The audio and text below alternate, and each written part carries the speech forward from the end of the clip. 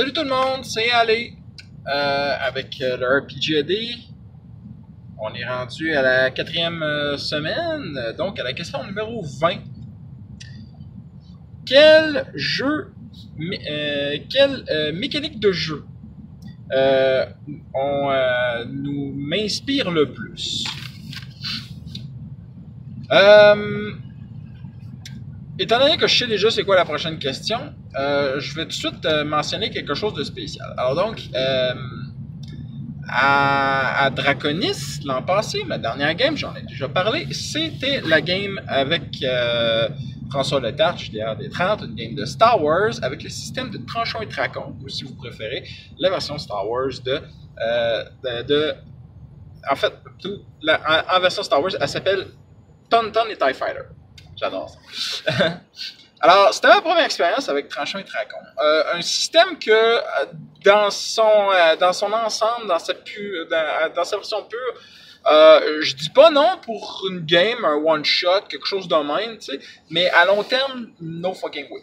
Je reste des 20. Par contre, j'ai vraiment beaucoup apprécié la game. Beaucoup de choses là-dedans m'ont séduit.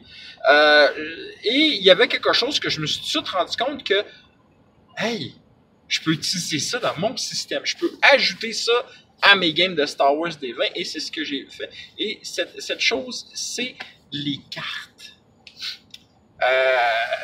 Tranchons et Tracons est un système gratuit.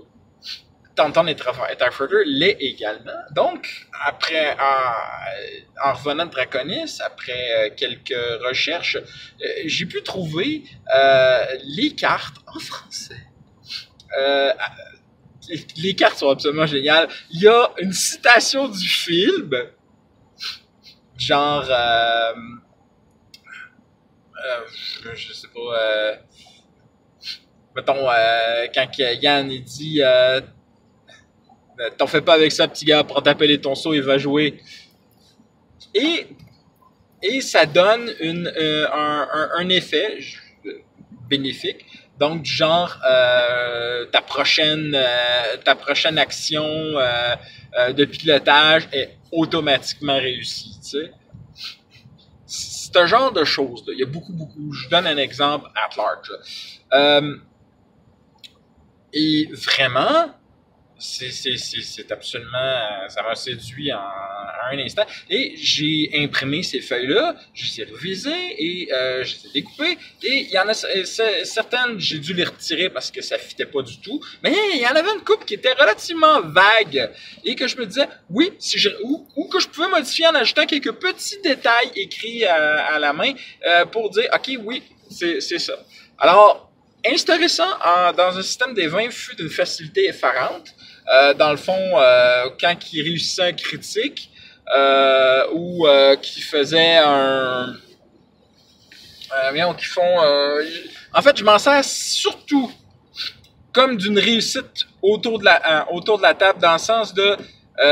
il a fait une Moses de bonne joke où il lâche quelque chose, le joueur fait une situation que je trouve qui mérite quelque chose.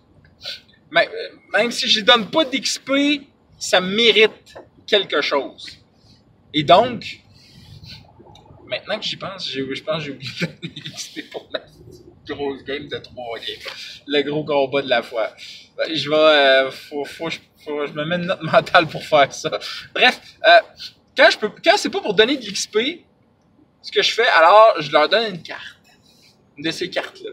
Et ces cartes, justement, permet, il les garde, puis il les utilise plus tard pour certaines situations.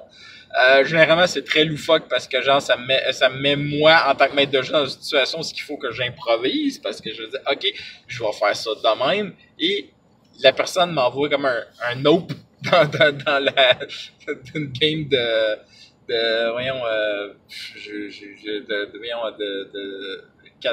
Exploding Kittens. Alors donc, non, c'est comme ça que tu dois jouer maintenant, maître de jeu.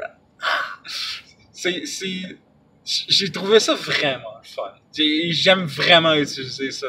Fait que cette mécanique de jeu-là n'était pas faite pour Star Wars D20, mais je trouve que ça fait tellement bien avec ce groupe-là. J'aimerais vraiment... En tout cas, donc, c'est pas mal la mécanique de jeu qui m'a séduit tout récemment. Là.